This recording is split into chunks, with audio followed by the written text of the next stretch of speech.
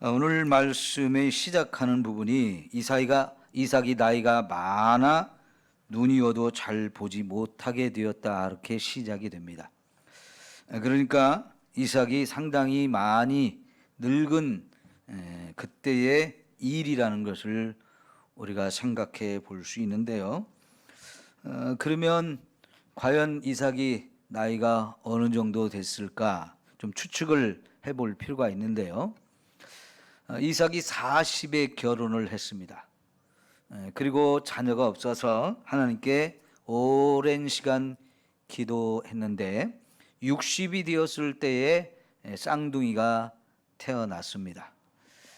그리고 이제 이삭이 그랄 지역에서 꽤 오래 살다가 부엘세바로 옮기게 되어지고요.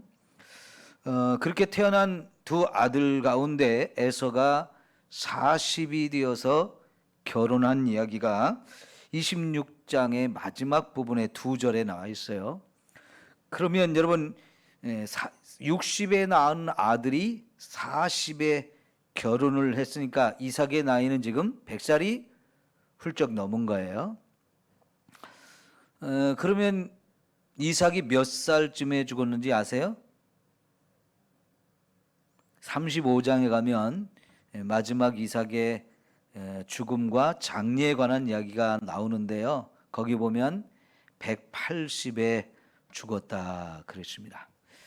100살은 넘었고 180이 아직 안 되어서 에서는 결혼했는데 야곱은 아직 결혼을 하지 않은 상태. 그러니까 100살에서 좀 더 지나가지고 한 120이나 130, 어떤 사람은 137세까지 보기도 해요.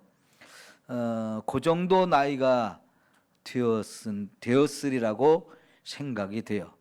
그럼 여러분 적어도 이제 100살이 넘으면 아무래도 자기가 죽을 날이 가까이 왔다라는 생각을 웬만하면 다 하지 않겠습니까? 이때는 뭐 100살 넘게 사는 경우가 많았으니까 어쨌든 100살이 넘으면 내가 이제 죽을 날이 가까웠다, 이런 생각을 웬만한 사람들은 다 하게 될 겁니다. 그래도 180까지 살았으니까 자기가 언제 죽을지 모른다는 생각을 하면서도 꽤 이제 오래 살았지만 어쨌든 간에 100살이 넘으면 이제 죽을 날 얼마 안 남았지, 그런 생각을 하게 되면서 마지막으로 하지 못한 일들, 그런 일들을 하나씩 정리하는 그런 인생을 살지 않겠습니까? 자, 그래서 이제 이삭이 큰 아들을 불러서 마지막으로 해야 될 일이 축복하는 일이다, 이렇게 생각을 한 것 같아요. 그래서 에서를 딱 불러가지고 내가 너를 축복해야 되겠다. 죽을 날이 얼마 안 남은 것 같은데 내가 죽기 전에 너를 축복해야 되겠다 하면서 축복하고 싶으니까 들에 나가서 네가 잘하는 사냥을 해가지고 좋은 것 잡아가지고 와서 맛있는 음식을 내게 가져오면 내가 먹고 너에게 마음껏 축복해 주겠다, 이랬어요. 자, 여기서 우리가 이제 이 상황들을 좀 잘 분석을 해봅시다. 우선 이렇게 나이가 되었을 때 이삭의 눈이 어떻게 됐다고 그랬어요? 멀었다고 하는 거예요. 눈이 이제 안 보이게 된다는 거. 그럼 여러분, 멀쩡히 눈이 보이던 사람이 안 보인다는 것은 심각한 상황이 되는 거죠. 사는 것이 그만큼 힘들고 어려워져요. 육신에 병이 들었다는 거죠. 나이도 먹었는데 병까지 들었다. 이거 참 힘든 거예요. 자, 그런데 그거와 더불어서 이제 이삭이 누구에게 축복하려는 거예요? 아들 둘이 있습니다. 쌍둥이가 났어요. 지금 이삭은 누구에게 축복하려고 하는 거예요? 에서에게 축복하려고 하는 거예요. 둘 중에 하나 선택해서 에서에게 축복하려고 하는데, 이게 하나님이 원하시는 일이었나요? 태중에 있을 때 둘이 워낙 싸워가지고 임신한 아내가 하나님께 여쭤봤죠. 얘들이 왜 이렇게 싸웁니까? 나 이거 너무너무 힘듭니다. 그럼 하나님께 물어봤을 때 하나님이 분명히 큰 자가 작은 자를 섬기게 될 것이다 라고 하시면서 하나님의 뜻은 작은 아들에게 있다는 것, 쌍둥이로 태어나는 것 중에 작은 아들이 하나님이 선택한 아들이라는 것을 가르쳐 주셨고, 이걸 가지고 부부가 충분히 이야기를 나누었을 거예요. 그래서 이미 이삭도 하나님이 선택한 자는 둘째 아들 야곱이라는 것을 분명히 알고 있었을 거예요. 그런데 지금 이삭은 누구한테 축복하려고요? 야곱이 아니라 큰아들인 에서에게 축복하려고 하고 있는 거예요. 자, 그러면 이삭이 나이를 많이 먹어서 건강을 지금 잃어가지고 눈이 안 보이는데, 지금 마지막으로 해야 될 자기 사명이라고 생각하면서 그 일을 하는데, 하나님의 뜻과 일치된 그 일을 하는 게 아니라 하나님의 뜻과 일치하지 않은 일을 지금 하려고 하는 거예요. 결국 그것 때문에 어떻게 됩니까? 집안에서 여러 가지 문제가 생겨지는데, 이게 정상적으로 하나님의 뜻을 따라 행했으면 이런 문제가 안 일어날 건데요. 지금 시작부터 지금 이삭이 잘못된 방향으로 지금 이 문제를 끌고 가고 있기 때문에 결국은 아내와 작은 아들이 공모해서 아버지를 속이고 큰아들을 왕따시키고, 그리고는 아버지가 큰아들에게 축복하려고 하는 축복을 탈취하는 사건이 벌어지죠. 이게 나중에 축복하고 난 다음에 뒤늦게 에서가 사냥을 해갖고 와가지고 아버지한테 축복을 받으려고 했다가 야곱이 이걸 탈취해갔다는 사실을 알고 나면서 에서가 어때요? 화가 머리끝까지 올라와가지고 결국은 우리 아버지가 이제 죽을 날 얼마 안 남은 것 같은데, 아버지가 죽고 나면 내가 이놈 반드시 죽인다, 이런 마음을 갖게 되니까요. 이게 어떻게 돼요? 지금 온 집안이 이 일로 인해서 쑥대밭이 되어질 가능성이 생겼어요. 이거 왜 그렇습니까? 아버지가 연세가 드시면서 분별력을 잃어버린 거예요. 특별히 이 분별력은 그냥 분별력이 아니고 영적인 분별력, 신앙의 분별력을 잃어버린 것입니다. 저는 그래서 이 27장 전체를 보면서 제목을 하나 붙였는데 뭐냐면 한 가족의 타락상이다. 가족 전체, 그것도 이삭이라고 하는 이 신앙의 위인의 한 가족 전체가 타락한 사건이다라고 제목을 정해봤어요.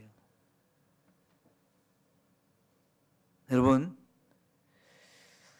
지금까지 우리가 아브라함, 이삭, 야곱 대단한 신앙의 조상들로 생각을 하면서 우리가 말씀을 보았지만, 결국 말씀을 보는 가운데서 끊임없이 발견되는 건 뭐냐면 아브라함이나 이삭이나 야곱이나 할 것 없이 연약한 인간이었다는 거예요. 예? 그게 저와 여러분이 분명히 깨달아야 될 아주 중요한 교훈이에요. 저와 여러분은 다 연약함을 가지고 있는 인생입니다. 우리가 끊임없이 하나님 앞에서 신앙생활하면서 거룩해지려고 하고 신앙의 수준을 자꾸 올려서 정말 하나님 보시기에 멋진 이런 신앙생활을 하고 싶은 게 우리의 목적입니다. 그래서 그걸 위해서 열심히 도전도 하고 많은 노력을 합니다마는, 그럼에도 불구하고 때때로 자꾸 이런 우리의 연약함 때문에 너무너무 부끄러움도 느끼고 죄송하기도 하고 하나님과 사람 앞에 제대로 서지 못할 그런 아픔, 연약함을 끌어안고 눈물 흘리고 마음 아파할 때도 참 많죠. 이거는 이삭을 손가락질하고 아브라함을 손가락질하고 야곱을 손가락질하면서 우리가 봐야 될 문제가 아니고, 우리도 얼마든지 이렇게 될 수 있다는 것을 생각하면서 하나님 내가 더 정신 차리게 하옵소서. 끝까지 좀 잘할 수 있게 하옵소서 하면서 하나님 앞에 이런 기도를 많이 해야 합니다. 더구나 이런 문제가 나이를 먹어서 이런 상황이 왔다는 걸 우리가 생각할 때 연로하신 우리 성도님들 충분히 공감하잖아요. 그죠? 누가 병들기를 원합니까? 나이를 먹어간다는 건 막을 수 없는데 거기에 육신의 질병이 찾아오면 정말 우리로 하여금 힘 빠지게 만들어요. 아주 힘들게 만들어요. 그런데 그 문제로 인해서 신앙도 연약해지면서 이런 영적인 분별력까지 잃어버리면 이게 참 어려운 거죠. 그래서 제가 요즘에 여러분에게 자꾸 강조하는 거, 나이를 먹을수록 하나님 앞에 건강을 위해서도 기도 많이 해야 되고, 특별히 나이를 먹어갈수록 우리가 믿음 잃어버리지 않도록 하기 위해서 기도 많이 해야 된다는 거.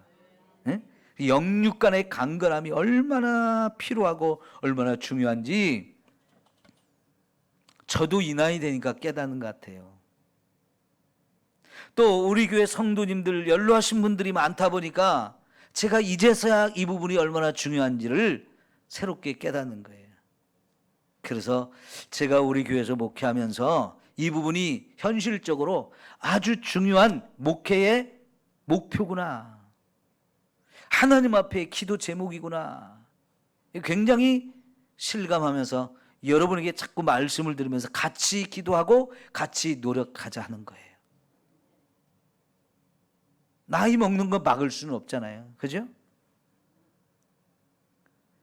그러나 그 나이를 먹어가면서 여러분 건강을 하나님 주시도록 계속 기도하시고, 특별히 하나님 부르시는 날까지 우리 믿음 생활 더 열심히 하셔서 이 노년이 더 아름다운 저와 여러분이 되어져야 합니다.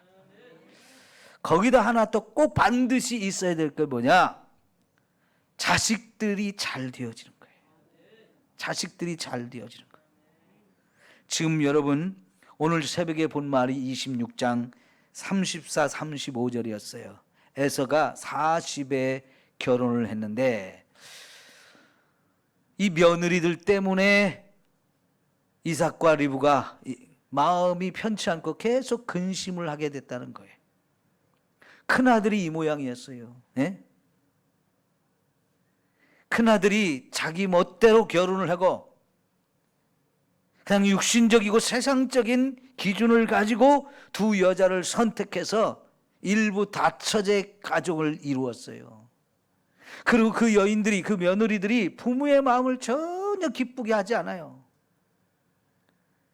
이게 참 고민이 되고 근심이 돼요. 마지막으로 이삭이 죽기 전에 이 아들에게 축복을 해야 되는데 하나님의 뜻을 따라 작은 아들에게 했으면 문제가 없는데, 그런 하나님의 계획과 뜻을 알면서도 이 분별력이 약해지니까요, 인간적인 생각이 앞서게 돼요. 육신의 생각이 앞서게 돼요. 여러분 앞부분에서 이 에서와 야곱 두 쌍둥이 아들을 기르면서 심각한 편애를 했다고 그랬죠. 아버지는 큰 아들만 좋아하고 또 엄마는 작은 아들만 좋아하는, 왜 이렇게 아들 둘을 낳았는데 하나씩 사랑할까요? 그런 아버지 입장에서 큰아들만 사랑하다가 결국 자기 죽기 전에 이 큰아들한테 내가 축복해야지, 이 인간적인 생각이 앞서게 된 거예요. 그래서 이 문제 때문에 형제가 원수가 되잖아요. 이 하나님의 축복이라고 하는 문제를 빼앗으려고 하는, 어떻게든지 한 놈은 빼앗으려고 하고 또 하나는 빼앗긴 다음에 이게 화가 나가지고 내게 돌아올 축복을 빼앗아 갔다고 하면서 원수로 생각하고 죽이려고 하는 이 심각한 형제간의 불화가 일어났거든요. 결국은 작은 아들이 멀리 도망가야만 했어요. 자식의 문제가 이제 끝까지 이 부모의 마음을 아프게 하는 부분이 되어졌어요. 여러분 우리가 살면서 다른 거 다 잘 돼도 자식 문제가 안 되면 그것처럼 우리 마음에 고통을 주는 게 없어요. 그러죠? 다른 건 다 안 돼도 자식만 잘 되면 그걸로 여러분 마음이 풍성해지죠. 이게 진짜 중요한 것은 자식이 잘 되는 거잖아요. 예? 자식이 다 잘 됐으면 좋겠는데 지금 이제 이삭이 늙었는데도 불구하고 이 자식 문제로 인해서 고민해야 되는 이런 상황이 벌어진 거죠. 세 가지 기도 제목을 꼭 가지고 여러분이 기도 많이 하셔서 이게 다 응답되어지기를 축원합니다. 예? 육신의 건강, 영적으로 계속 충만한 하나님의 은혜를 죽을 때까지 계속 유지하는 것, 그리고 우리 자녀들 잘 되어져서 그 자식들로 인해서 근심하고 걱정하는 일이 없게 되는 것, 이게 있어야 저와 여러분이 하나님 나라 갈 때까지 편안하게 살 수 있어요. 그래서 여러분 신앙생활은 기도하지 않으면 안 되는 거예요. 예? 신앙생활 그냥 주일 예배만 잘 들으면 된다, 그게 절대로 아닙니다. 왜 주일 저녁에도 모이고 수요일 저녁에도 모이고 금요일 저녁에도 모이고 새벽에도 모여서 자꾸 이렇게 하는 겁니까? 우리 연약한 자로서 기도하지 않으면 안 되기 때문에, 그런 부분이 우리의 삶에 너무나 많기 때문에 기도해야 신앙생활이 풀려지는 거예요. 여러분, 이삭의 이야기가 지금 26장과 27장 사이에 상당히 오랜 시간이 흘러갔고 그 사이에 아무 이야기가 없어요. 오랜 시간 동안 지금 빈칸으로 나와 있는 거거든요. 성경에서 이삭의 이야기를 하는 게 없어요. 그리고 나서 마지막에 이삭의 이야기를, 늙어서 눈이 멀고 자식을 축복하는 이야기를 하고 있는데 거기서 이렇게 연약함과 실수하고 있는 부분들을 우리에게 보여주는 것은 그동안 26장에서는 굉장히 신앙적으로 막 올라갔을 때, 성숙했을 때의 모습이었는데요, 그 뒤로 이 이삭의 신앙이 점점 퇴보하고 자꾸 떨어지고 해서 결국은 이 나이를 많이 먹었을 때 이런 부끄러움과 부족한 모습들을 탁 드러내게 되는 거예요. 하나님을 안 찾았다는 얘기죠. 기도하지 않았다는 얘기예요. 예? 여러분, 그래서 저와 여러분이 신앙생활을 잘 하려면 여기에 반드시 기도가 항상 따라 붙어야 되는 거예요. 기도 없이 신앙생활을 하면 이게 굉장히 중요한 부분이 빠진 거예요. 응? 우리 신앙생활의 절반이 무너져 버린 거예요. 예배와 말씀 그리고 기도가 함께 가야 되는데 이 기도라고 하는 큰 기둥이 무너져 버리니까 제대로 지탱할 수가 없게 되어지는 거예요. 그러니까 여러분, 신앙생활을 우리가 열심히 해야 되는데 여기에 반드시 기도가 함께 가야 그 신앙이 든든하게 유지될 수 있고 끝까지 영적으로 육적으로 강건해지면서 정말 저와 여러분이 자녀들을 위해서 기도한 만큼 그 열매는 맺어지게 되어 있어요. 예? 특별히 부모로서 자녀를 위해서 기도해 준다는 것은 이게 큰 사명이고 자녀들에게 엄청난 유산을 물려주는 거예요. 여러분, 그러잖아요. 우리가 자녀를 위해서 기도하는 것 결코 땅에 떨어지는 게 없다, 헛된 게 없다. 예?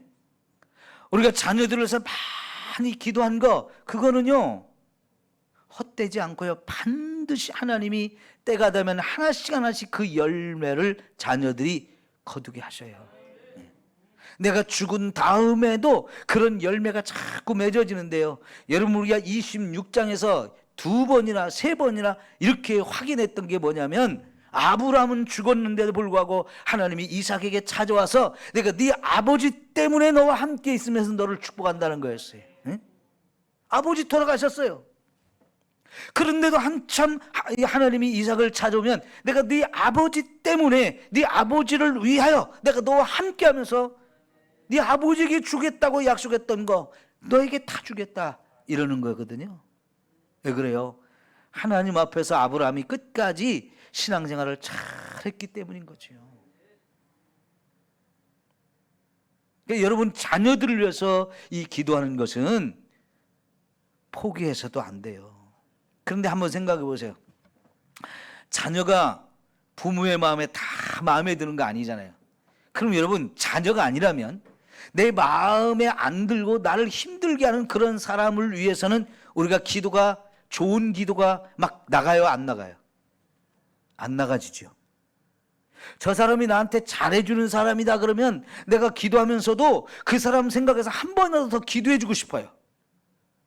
근데 그 사람하고 나하고 뭔가 관계가 안 좋아졌다 그러면 일반적인 보통의 경우에는 그 사람을 위해서 내가 기도하기도 싫어지고요, 그 사람을 축복하는 기도 더 안 하게 되어져요. 근데 자녀는 다르거든요.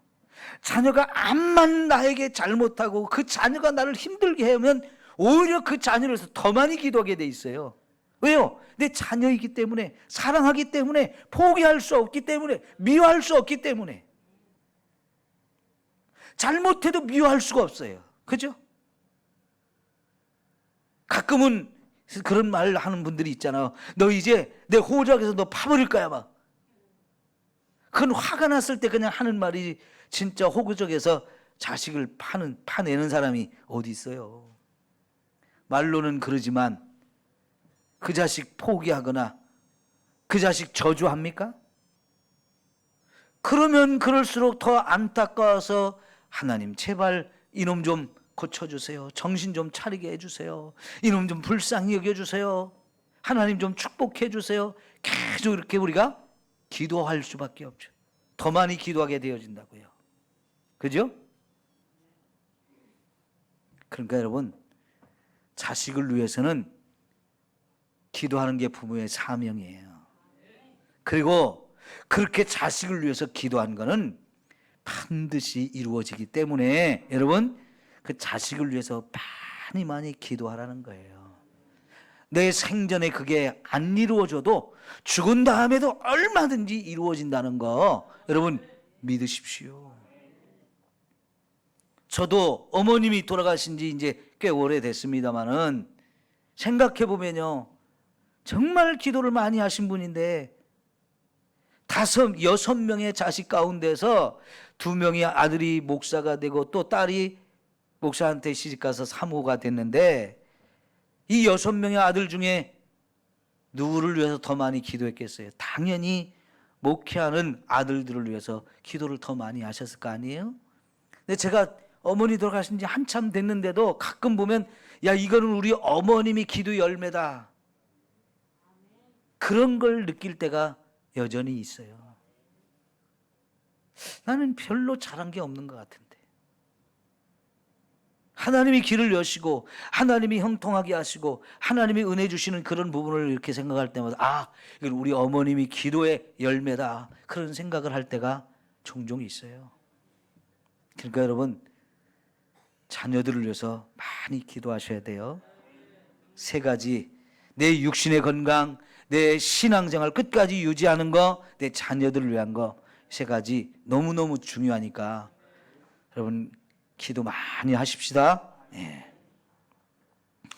자, 이삭이 이제 에서에게 축복하려고 하는 그 이야기를 아버지하고 아들하고 둘이 하는 얘기를 엄마가 들었어요.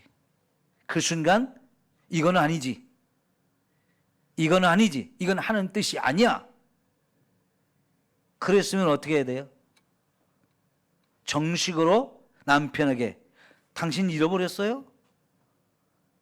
분명히 하나님이 작은 놈을 선택하셨다는 거 알 텐데 왜 큰아들에게 하려고 합니까 하면서 이거를 정식으로 이의를 제기해서 문제를 바로 잡았어야 되는데, 안타깝게도요, 남편의 이 잘못된 생각을 듣게 된 이 아내 리브가는 어떻게 합니까? 이건 아니지 하면서 바로 야곱 작은 아들을 불러 자기가 사랑하는 아들이 이 복을 받게 해야 된다고 하면서요 편법을 쓰기 시작합니다. 우리 아버지 속이자, 네 아버지의 생각이 지금 이렇게 가고 있는데 그렇게 가면 안 돼. 네 아버지 속여서 우리 둘이 일을 꾸며가지고 네가 축복을 받아야 된다. 처음에 이 말을 들은 야곱이 엄마 왜 이래요? 형하고 나하고 얼마나 다른데.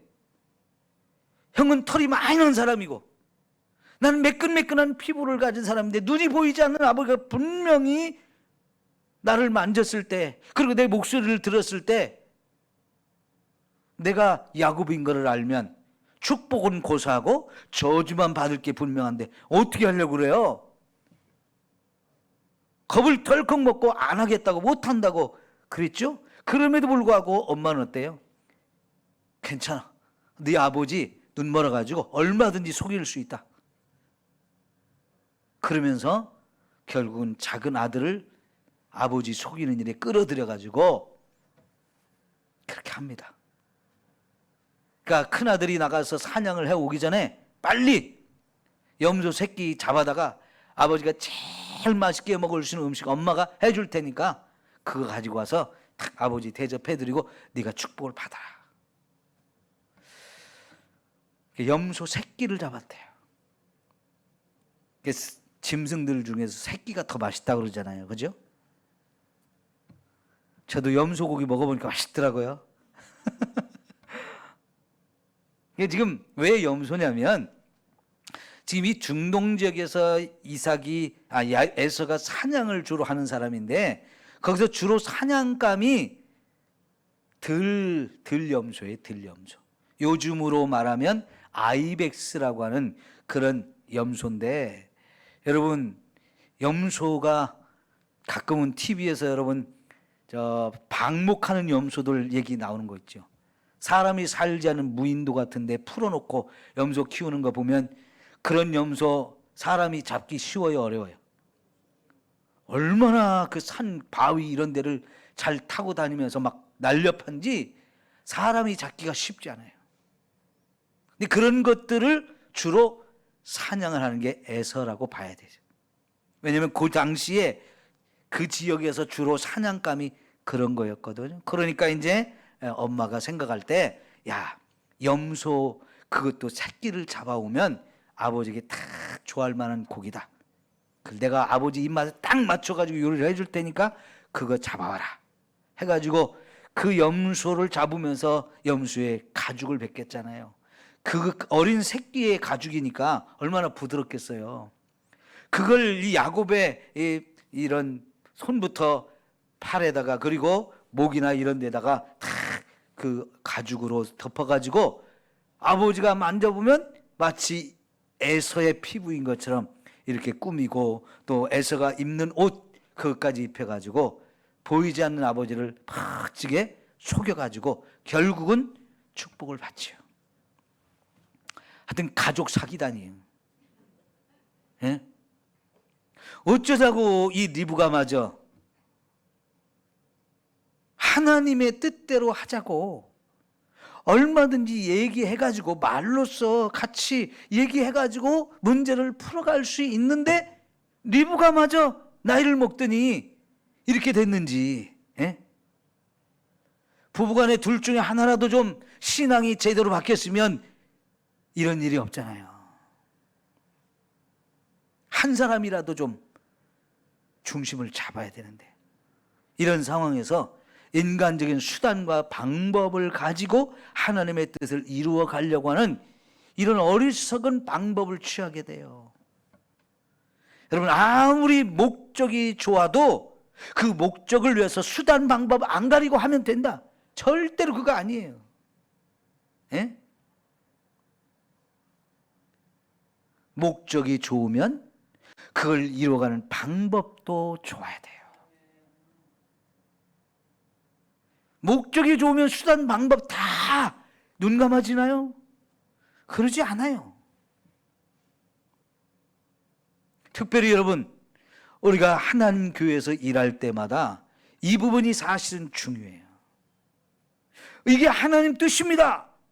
우리가 그런 목적을 이제 찾아가지고 하나님 원하시는 좋은 그 목표를 찾아가지고 그 일을 이루어갈 때 있어서 하나님 뜻이니까 그 목적이 좋으니까 우리가 인간적인 수단과 방법으로 하자. 여러분, 교회가 그런 실수를 저지르기가 쉬워요. 그런 일 절대로 하지 않아야 돼요. 제가 전에 있던 교회에서 있었던 그 빚, 엄청난 빚이 결국은 인간적인 수단과 방법과 욕심 때문에 그 많은 빚이 생겼고 교회가 엄청 어려움을 겪었다는 얘기를 했죠. 하나님이 그런 거를 허락하지 않아요. 지금 토지개발공사 사람들이 신도시 이거 막 불법 투기한 거 이런 문제들이 지금 아주 뉴스만 들으면 난리가 나는데요. 예전부터 저는 이 토지개발공사가 아주 심각한 집단이라는 건 저는 너무나 잘 알고 있었어요. 국민들의 땅을 헐값으로 매입해가지고 땅 장사 엄청 한 게 토지개발공사예요.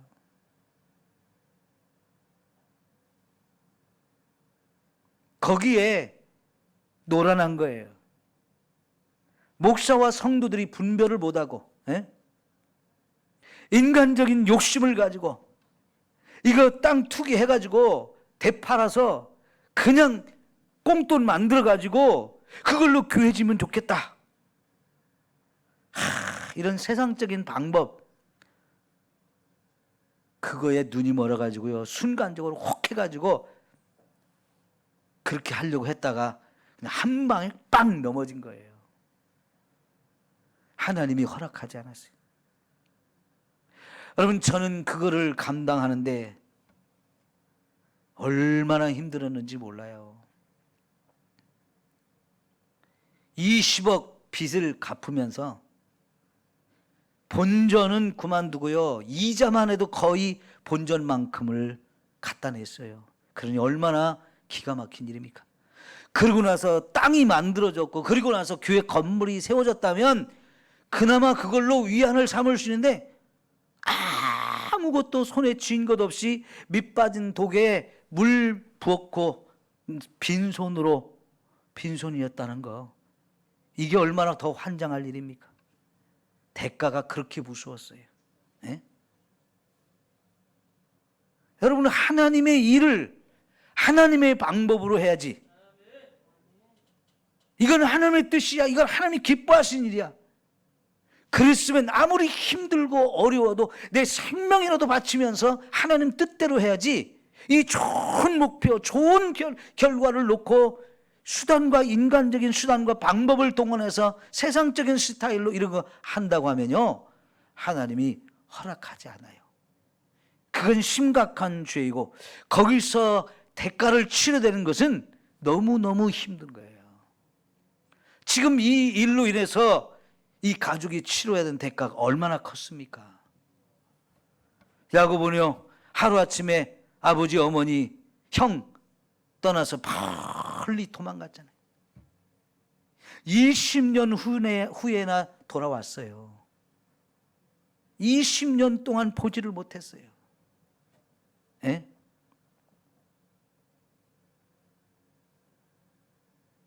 그러면 야곱은 야곱대로 그러고요, 멀리 그렇게 자식을 떠나보내고 어머니 아버지의 이 마음은 얼마나 타들어갔겠습니까?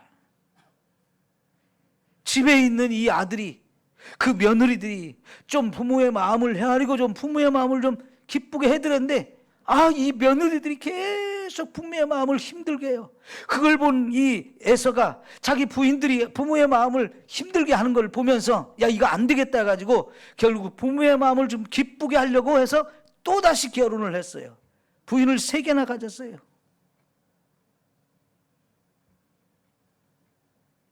그러니 여러분, 죽을 때까지 이삭과 리브가의 마음이 편했겠어요? 이게 다 씨를 잘못 뿌린 결과예요. 심은 대로 거둔다고 그랬죠? 좋은 걸 심으면 좋은 걸 거둬요. 그러나 여러분, 나쁜 걸 거두면 반드시 나쁜 것을 거두게 된다는 거예요. 우리나라 이 농업이 상당히 많이 발전을 해가지고요, 세계적으로 이 농업으로 많이 지금 도와주고 있는 일들을 하는데, 케냐라고 하는 것이 아프리카에서 굉장히 큰 나라입니다. 그리고 아프리카 중심에 있어가지고 아프리카에 많은 영향을 끼치는 나라인데, 그 나라도 농업 인구에 농업을 먹고 사는 사람이 많은데 농업이 너무 발전을 안 돼가지고 힘든 거예요. 특히 그 중에 하나가 이제 감자 농사거든요. 그 사람들이 감자를 주식으로 많이 먹고 사는데, 감자를 심어도 수확량이 너무 작더라는 거예요. 우리나라 에서 거기 농업을 도와주기 위해서 연구원들을 이제 파송을 해서 보니까 감자가 주식인데 감자 생산량이 너무 없는 거예요. 보니까 좋은 씨를 심지를 못하는 거예요. 좋은 씨를. 왜냐하면 이 사람들은 감자를 심어가지고 거두면 씨를 따로 보관해야 되잖아요. 식용으로 먹는 건, 양식으로 먹는 건 이렇게 하고 다음에 심기 위해서 좋은 씨를 보관을 해야 되잖아요. 씨를 보관하는 방법을 몰라가지고 씨가 다 죽어버리는 거예요. 씨를 남겨놓으면. 그리고 다 병이 드는 거예요. 그래서 씨를 심을 때부터 병든 이 씨를 심으니까 수확량이 적게 나올 수밖에 없는 거죠. 그래서 우리나라 연구원들이 잘 연구해가지고 이 씨감자를 잘 좋은 걸 골라가지고 잘 보관을 하는 방법을 가르치고, 창고를 져가지고 서늘하게 해가지고 거기서 썩지 않게, 병들지 않게 잘 보관해가지고 그걸 싹을 틔워가지고 좋은 씨를 심는 방법을 가르쳐주고, 거기에 맞는 농사법도 가르쳐주고, 거기에 맞는 비료 같은 것도 자꾸 만들어주고 해가지고 몇 배의 수확량을 거두게 해준 거예요. 참 놀랍죠? 우리 하나님이 우리나라를 이렇게 발전시키니까 다양한 면에서 가난하고 힘든 나라들을 도와줄 수 있게 되는 거예요. 참 감사해요. 근데 여러분, 거기서 원리가 뭡니까? 좋은 것을 심어야 좋은 것을 거둔다는 거예요. 나쁜 것을 심으니까 좋은 게 나올 수가 없는 거예요. 오늘 저와 여러분의 삶이, 우리가 지금 뭔가를 심고 있는 거예요. 그것을 여러분, 나중에 우리 자녀들이 먹고 살아야 되는데, 윗물이 맑아야 아랫물이 맑아지는 거거든요. 그 내일 지구에 종말이 온다 해도 내가 오늘 한 그루의 사과나무를 심겠다는 얘기는요, 희망을 가지고 언젠가 이 사과나무를 내가 심어가지고 내가 못 따먹어도 이 사과나무 심은 걸 누군가 따먹을 수 있다는 거. 그게 누굽니까? 내 후손들이거든요. 여러분, 우리가 시골에서 이렇게 살면서 보면 오래된 나무들이 있잖아요. 그죠? 마을마다 오래된 나무가 있어요. 저는 그런 나무들을 볼 때마다, 야, 이 나무를 심은 분이 누굴까 참 궁금해요. 무슨 마음으로 심었을까 생각하면서요, 참 고마운 분이다. 왜요? 동네에 오래된 나무가 있으면 그게 정말 나무가 쫙 커가지고요, 여름마다 얼마나 시원한 그늘을 만들어주며 그 나무꾼을 밑에 동네 많은 사람들이, 어른부터 아이부터 거기 나무 밑에서 얼마나 많은 유익함을 넣습니까?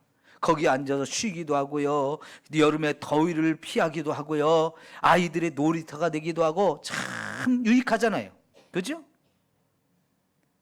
근데 그걸 누군가 오래전에 처음 심은 사람이 있을 거 아니에요. 근데 누가 심었는지 몰라. 우리가 그 누군가 심었는지는 모르겠지만, 언제 심었는지도 모르겠지만은 이제 그분들이 다 돌아가셨는데 나무는 참 이렇게 멋지게 커가지고요, 우리들이 그 혜택을 누리며 사는 게 얼마나 좋은지. 참 저는 그거 생각할 때마다 감사해요. 누군지 모르지만 감사해요. 그래요, 여러분. 지금 저와 여러분이 좋은 걸 심으면 우리 후손들이 좋은 열매를 거두게 되어 있어요. 반드시. 이게 하나님이 정하신 자연의 법칙이에요. 그러니까 오늘 내가 선하게 사는 것, 바르게 사는 것, 이건 너무너무 중요해요. 지금 내가 선한 일을 행하지 못하고 믿음으로 살지 못하면서 내 자녀들이 잘 되기를 바란다, 그거는 엉터리인 거예요. 절대로 그런 일은 일어날 수가 없어요. 그 가끔 우리 그런 얘기 하잖아요. 아유, 저 사람은 전생에 나라를 구했나? 왜 이렇게 좋은 일이 생겨? 이게 불교식으로 표현하니까 전생이라고 말하는 거지요. 사실은 우리 입장에서 보면 전생이 아니라 우리 부모가 부모 세대에서 정말 좋은 일을 한 거예요. 그 열매가 후손들인 우리에게 맺어지는 거예요. 부모 세대에서 정말 선하고 아름다운 일을 했기 때문에 우리가 내가 노력하지 않았는데도 잘 되어지는 거, 내가 생각했던 것보다 훨씬 더 잘 되어지는 거는 이건 다 부모 탓이에요. 부모 탓. 안 되면 조상 탓하는데 잘 된 것이 사실은 부모 탓이에요. 조상 탓이에요. 네? 잘 되면 내가 잘해서 잘한 거고 안 되면 조상 탓이라는 말을 하는데, 여러분, 내가 잘하고 내가 열매를 거두는 것도 있지만 나는 잘한 게 없는데 우리 부모들이 잘해가지고 그 덕을 보고 있는 게 사실은 많아요. 오늘 우리 저와 여러분의 삶이 그래서 매우 매우 중요하다는 거예요. 오늘 여기까지만 보겠습니다.